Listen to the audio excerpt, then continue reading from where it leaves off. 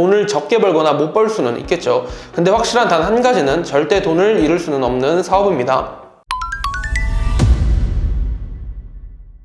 안녕하세요, 오라인입니다. 저는 불과 4년 전만 해도 살면서 통장 잔고 50만원을 넘겨본 적이 단 한 번도 없었던 사람이었고, 대학교에서 학사경고가 일상이었으며 매일매일 음주와 방탕한 생활을 하는 철없는 20대 청년이었습니다. 그러나 지금은 젊은 나이에 경제적 자유와 시간적 자유를 모두 이룬 사람이 되었는데요. 어떻게 제가 불과 3, 4년 만에 이렇게 바뀔 수 있었을까요?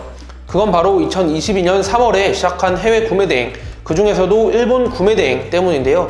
오늘은 우리가 지금 당장 왜 일본 구매 대행을 해야 하는지에 대해 일목요연하게 핵심만 10가지 빠르게 짚고 끝내겠습니다. 첫 번째, 일본 구매 대행은 돈을 못 벌 수는 있어도 절대 돈을 잃을 수는 없는 사업입니다. 혹시 사기꾼 같으신가요? 그럴 수밖에 없는 이유를 쉽게 설명해 드릴게요. 여러분, 해외 구매 대행은 재고를 미리 쌓아두고 판매하는 방식이 아니라 우리 스토어에서 고객의 실제 주문이 먼저 들어오고 그때야 비로소 고객이 주문한 제품을 우리가 구매하는 1:1 오더 방식입니다. 이런데 돈을 잃을 수가 있을까요? 리스크가 존재할 수 있을까요? 물론 우리가 사업을 잘 못한다면 돈을 적게 벌거나 못 벌 수는 있겠죠. 근데 확실한 단 한 가지는 절대 돈을 잃을 수는 없는 사업입니다. 두 번째, 신용카드 한 장만 있다면 무자본 창업이 가능한 사업입니다. 재고를 미리 쌓아두고 시작하는 사업이 아니기 때문에 사업 초기 비용이 별도로 존재하지 않고요. 우리 스토어에서 고객의 실제 주문이 들어왔을 때 그 제품을 구매할 제품값 그리고 배송비만 있으면 끝납니다. 따라서 신용카드 한 장만 있다면 무자본 창업이 가능하다는 뜻이에요. 신용카드로 먼저 고객이 주문한 제품의 제품값과 배송비를 결제하여 배송해주고, 배송 완료된 이후에 고객이 주문한 금액을 마켓으로부터 정산받아 일부는 신용카드 값을 갖고 일부는 저희 마진이 되는 프로세스입니다. 세 번째, 일본 구매 대행은 보통 고단가의 브랜드 제품을 취급하기 때문에 시중에 떠도는 월 매출 1000만원 등과 같은 고매출 달성이 쉽고 고마진 확보도 쉽습니다. 저희 같은 경우는 객단가가 보통 15만원 정도 되는데요. 이럼 하루에 2개만 팔아도 일매출 30만원, 월 매출 거의 1000만원을 달성할 수 있고요. 또 마진 20%라고 가정했을 때 한 개만 팔아도 3만원이 남습니다. 이처럼 일본 구매 대행은 고매출, 고마진 달성이 매우 쉽습니다. 네 번째, 바로 압도적인 수요입니다. 사진을 보시면 국내 해외 여행지와 해외 쇼핑 비율을 볼 수 있는데요. 그냥 무조건 일본이 압도적입니다.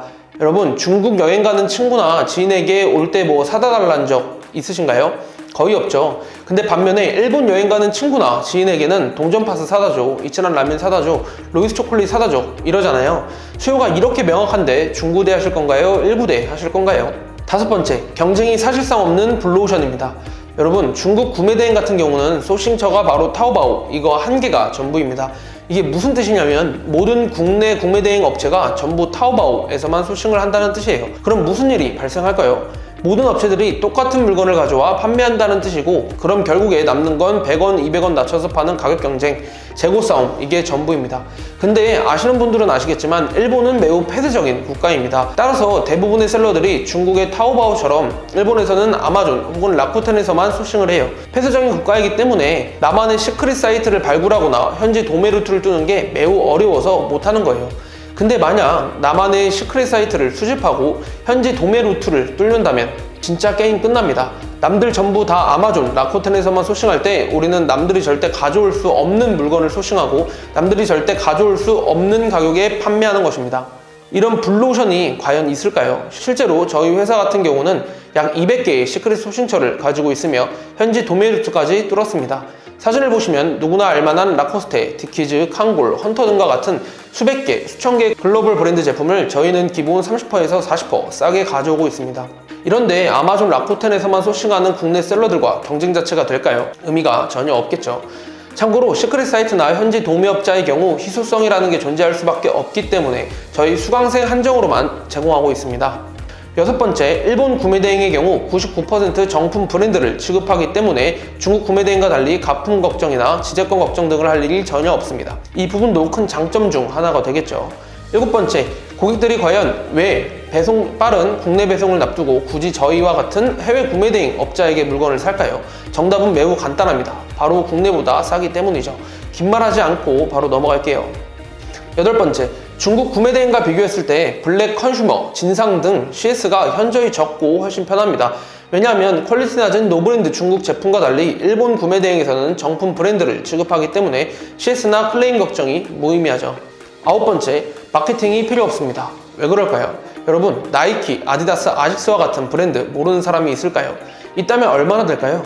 브랜드명 자체가 이미 최고의 마케팅이기 때문에 저희는 별도의 마케팅을 하지 않아도 됩니다.